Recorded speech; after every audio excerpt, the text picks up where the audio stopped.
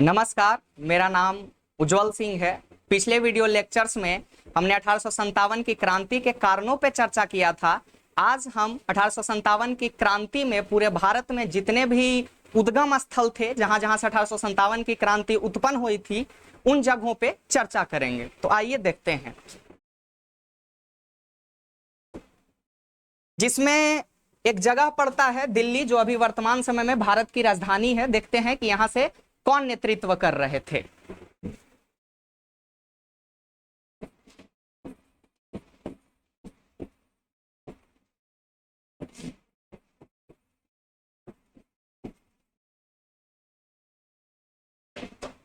मुगल वंश के अंतिम शासक, जिन्हें बहादुर शाह जफर के नामों से जाना जाता है, वो यहां से नेतृत्व कर रहे थे। लेकिन कहीं भी राजा किसी भी क्रांति को लीड नहीं करता, उसके सेनापति लीड करते हैं। इसलिए बहादुर शाह जफर एक नाम थे, उनके पीछे इनका सेनापति लीड कर रहा था,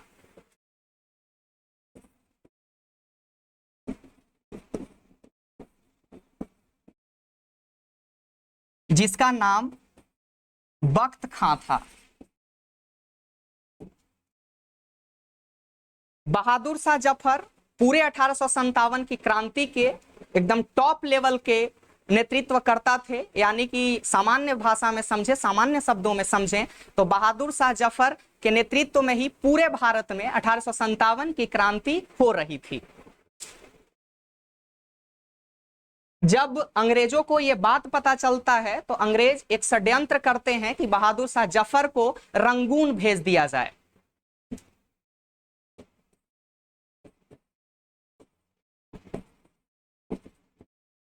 म्यांमार में एक शहर है रंगून, जहां बहादुर शाह जफर को रंगून के जेलों में बंद कर दिया जाता है। यहां से 3-4 प्रकार के सवाल आते हैं, जैसे 1857 की क्रांति पूरे भारत में किसके नेतृत्व से में हो रही थी? तो बहादुर शाह जफर।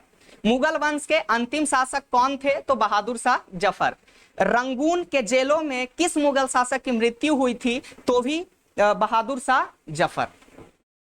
जब बहादुर शाह जफर को रंगून के जेलों में भेजा जाता है तो नम आंखों से अपने लोगों को विदाई देते हैं और मोटिवेट करते हैं कि कोई बात नहीं, मैं भले ही जेल जा रहा हूं, मेरा सेनापति जो है वो कंट्रोल करेगा कि एक खटोला जेल के बाहर, एक खटोला जेल के भीतर, बाहर वाले पे शूटर बैठे, अंदर लेके बैठा यार। अब आगे देखते हैं। अब आते हैं झांसी। झांसी से जो नेतृत्व कर रही थी उनका नाम था महारानी लक्ष्मीबाई।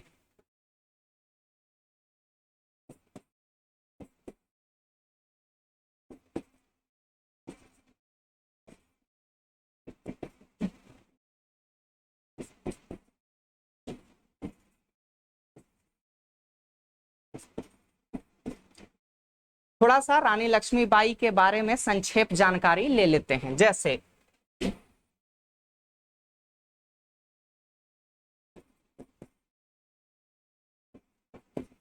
महारानी लक्ष्मीबाई का बचपन का नाम मणिकर्णिका था।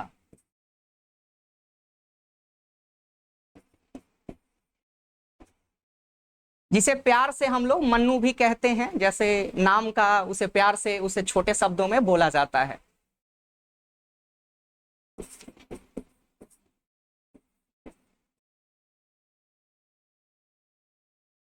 इनके पति का नाम गंगाधर राव था।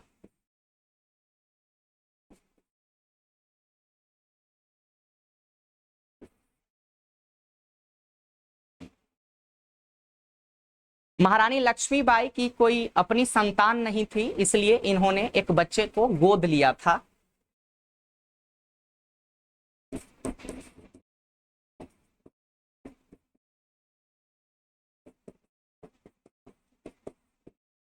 जिसका नाम दामोदर राव था।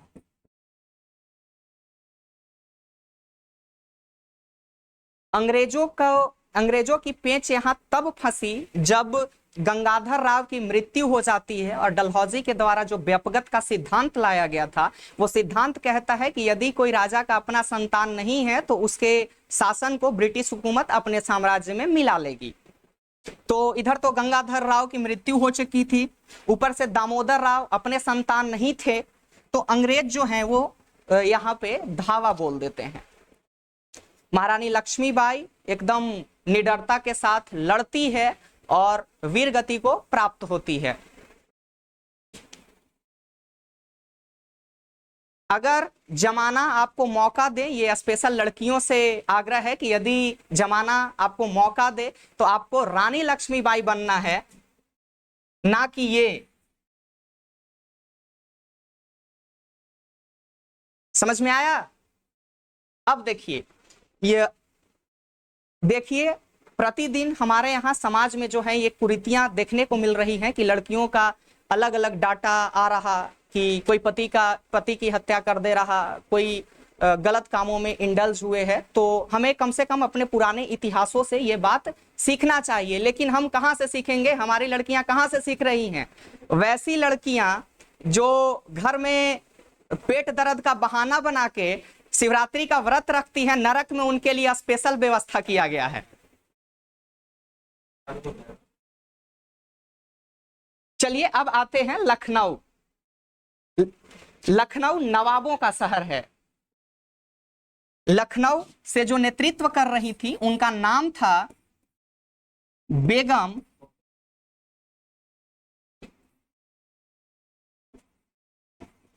हजरत महल। ये किसी महल का नाम नहीं, ये किसी महिला का नाम है। जैसे शाहजहां की पत्नी का मुमताज महल नाम था, वैसे ही बेगम हजरत महल किसी महिला का नाम है। देखिए यहाँ पर क्या पेच फंसता है। लखनऊ में ऐसा क्या मामला होता है कि लखनऊ से जो बेगम हजरत महल है वो अंग्रेजों के खिलाफ आक्रोश हो जाती है। बेगम हजरत महल का एक बेटा था जिसका नाम था ब्रिजिस कादिर। अंग्रेजों ने कहा कि ब्रिजिस कादिर जो हैं वो अपने साम्राज्य को ठीक ढंग से नहीं चला रहे, इसलिए अंग्रेजों ने अयोग्य घोषित करके ब्रिजिस कादिर के साम्राज्य को अपने में मिला लेता है। तो कारण मूल रूप से यही है। हाँ, बात अलग है कि हर माँ को अपना बेटा राजा बेटा ही लगता है, भले उसका बेटा भलमानुस क्यों ना हो।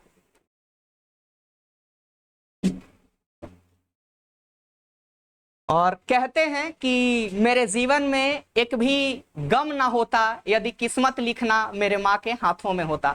माँ के हाथों में यदि होता तो वो हमें दुनिया की सारी खुशियां मेरे किस्मत में लिख देती। कौन माँ नहीं चाहती कि मेरा बेटा राजा बने? माँ तो चाहती है कि मेरा बेटा राजा बने, लेकिन बेटा तो कान और नाक में छेदवा के बिलायती बनल है। देखिए, माँ चाहती है कि उसका बेटा राजा बने, लेकिन कान नाक में छेदवा के बेटा बिलायती बनल है। और हद तो तब है जब माँ सोच रही है कि मेरा बेटा जो है वो बाहर में पढ़ने गया है और बेटा वहां कह रहा है कि बेबी आज वीडियो कॉलिंग नहीं करोगे तो हार्पिक पी लेंगे। चलिए आगे। कानपुर से जो नेतृत्व कर रहे थे उनका नाम नाना साहब था।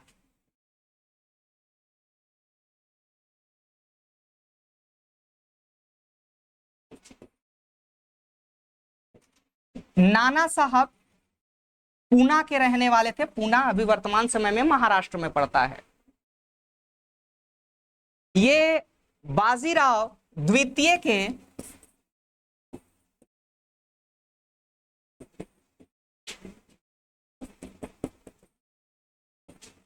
पुत्र थे।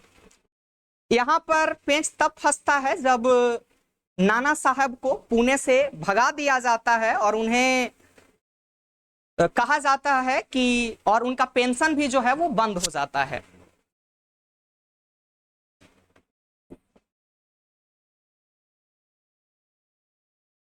अब पेंशन के उम्र में यदि टेंशन मिले तो बूढ़ा लोग बौखला तो जाएगा ही। और सबसे जरूरी बात है कि बूढ़े लोगों को एकदम शाम के वक्त और सुबह के वक्त च्यवनप्राश और च्यवनप्राश के साथ दूध चाहिए। अब च्यवनप्राश और दूध के पैसा आएगा कहां से जब पेंशन मिलवे न करेगा तब।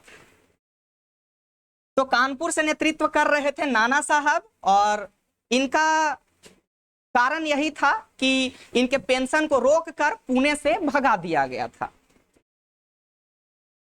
एक चीज और इसमें वैल्यू एडिशन करना चाहेंगे कि शुरुआत में नाना साहब के साथ ही तात्या टोपे जुड़े हुए होते हैं।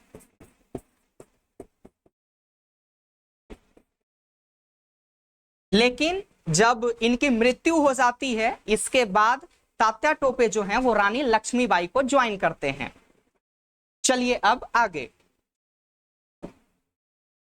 अब देखते हैं फैजाबाद से। फैजाबाद से जो नेतृत्व करते हैं उनका नाम था मौलवी अहमदुल्लाह शाह। इन्हें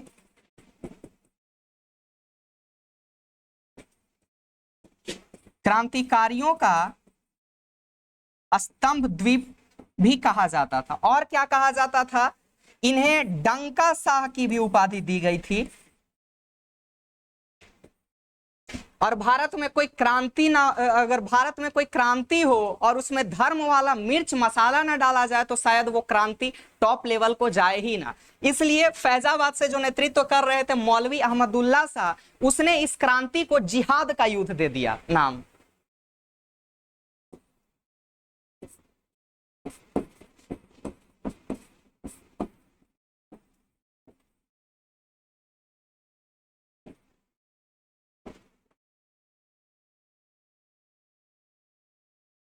चलिए अब आगे, इलाहाबाद से जो नेतृत्व कर रहे थे उनका नाम लियाकत अली था।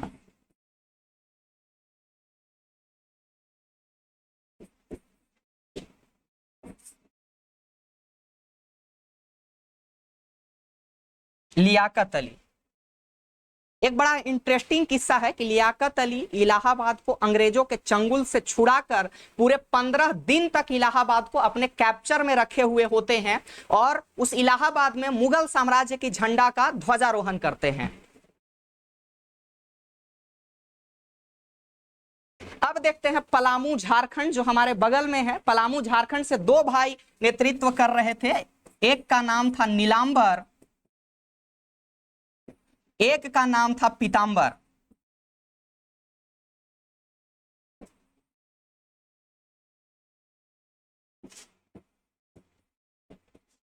दो भाई, दोनों तबाही, भाई प्लस भाई तबाही।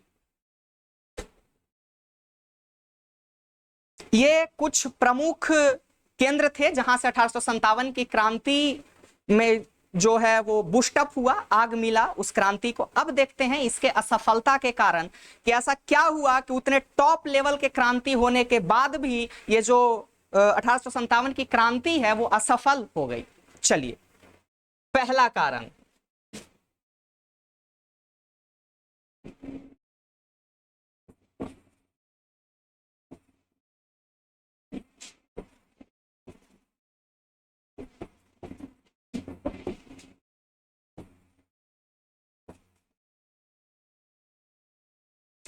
आधुनिक हथियारों की कमी। इसका मतलब अंग्रेजों के द्वारा युद्ध में गोली, बंदूक, तोप, बम ये सब का प्रयोग किया जाता था। हमारे यहाँ लाठी, तलवार, ये भाला का प्रयोग किया जाता था। हम लोग इसी में खुश थे कि हमारे जो राजा हैं वो 58 केजी का तलवार चलाते हैं।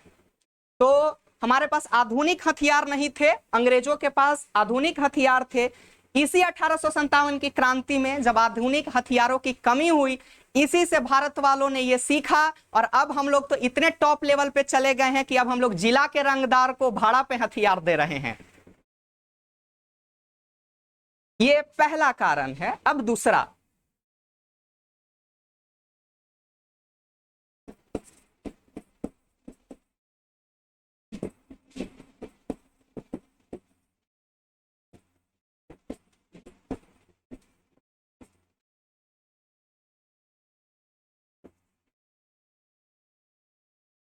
राजा एवं सामंतों का राजभक्त बने रहना। कुछ ऐसे राजा थे या कुछ ऐसे सामंत थे जिन्हें कोई प्रॉब्लम नहीं था क्योंकि उनकी जमीन, उनकी जागीरदारी, उनकी जमींदारी को अंग्रेजों ने नहीं हड़पा था।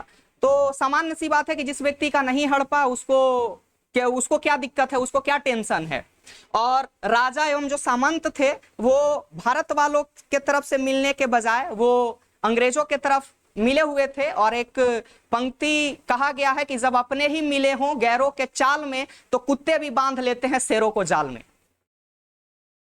ये दो कारण हैं। अब तीसरा,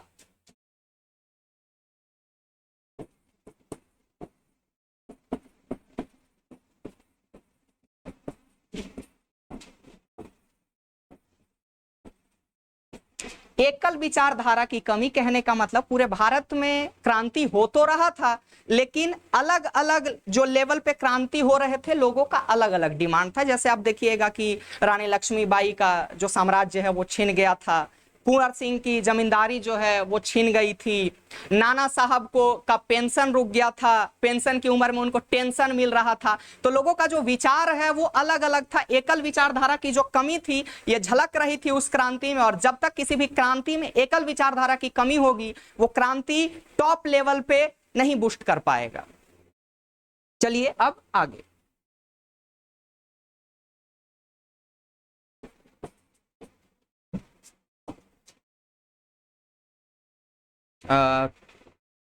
चौथा कारण,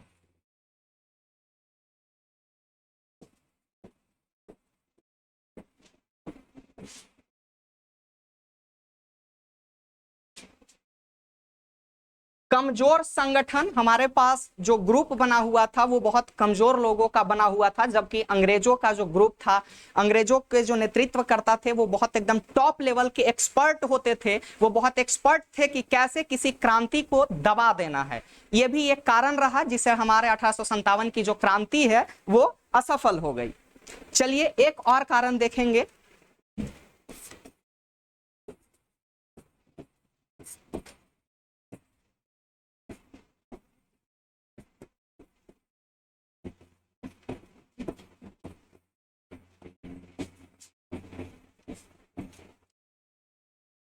पूर्ण भारत में विस्तृत ना होना। कहने का मतलब है कि जो इंडिया के बहुत सारे ऐसे पार्ट थे जो इससे अलग थे, इसमें इस क्रांति में भाग नहीं लिए थे, जैसे देखेंगे।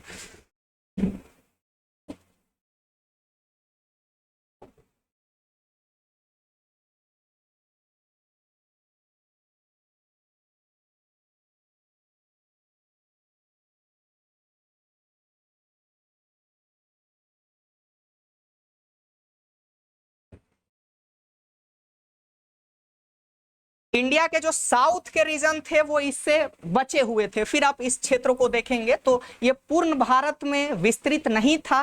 लोगों का ऐसा मानना था कि अरे हमें क्या ही लेना, हमें कोई दिक्कत है नहीं, अपना काम बनता भाड़ में जाए जनता। तो ये हमने 1857 के क्रांति की असफलता के कारणों पे हमने चर्चा किया। अगले वीडियो लेक्चर्स में हम लोग चर्चा करेंगे कि 1857 की क्रांति जब हमारे भारत में खत्म हो गई तो इसके बाद परिणाम क्या क्या हुए, अंग्रेजों ने क्या क्या किया, कैसे ईस्ट इंडिया कंपनी का जो वर्चस्व है वो खत्म हुआ और हमारे यहाँ महारानी विक्टोरिया का साम्राज्य हमारे ऊपर स्थापित हुआ।